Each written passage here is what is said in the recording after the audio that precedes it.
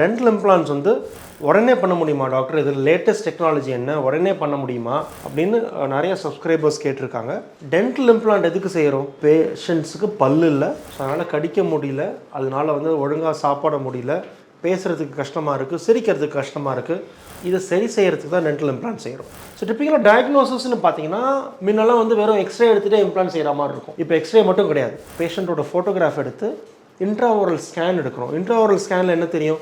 பேஷண்டோட சதப்பகுதி, பல்லு பகுதி, பல்லே இல்லைன்னா வெறும் சதப்பகுதி, பல்லு இருந்து ஒரு பல்லு 2 பல்லு இல்லைன்னா அந்த பல்லோட சதப்பகுதி எடுத்துகிட்டு சிபிசிடி எடுத்துகிட்டு, சிபிசிடியில் என்ன தெரியும்? எலும்பு தெரியும். ஸோ பல்லோட சதையும் சரி சிடி ஸ்கேனும் எடுத்து இது ரெண்டுத்தையும் மர்ஜ் பண்ணும்போது பேஷண்ட்டோட பல்லும் சதையும் எங்கே இருக்குது, உள்ளுக்குள்ளே எலும்பு எங்கே இருக்குது, அவங்களுக்கு வந்து ஐடியல் முறையில் சரியான முறையில் பல்லு எங்கே இருக்கணும், அந்த பல்லுக்கு அடியில் எலும்பு இருக்கா, அதுங்க நம்ம இம்ப்ளான்ட் செய்ய முடியுமா என்னென்னு நம்ம செக் பண்ணலாம். ஸோ இதுதான் ரொம்ப ரொம்ப இம்பார்ட்டன்.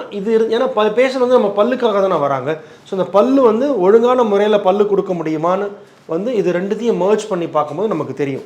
ஸோ இந்த சிபிசிடி மூலமாக மர்ஜ் பண்ணி பார்க்கலாம். இந்த டெக்னாலஜி அடுத்த லெவல் என்ன இருக்குது? இது மாதிரி பார்த்துட்டோம், பல்லு கொடுக்க முடியும்.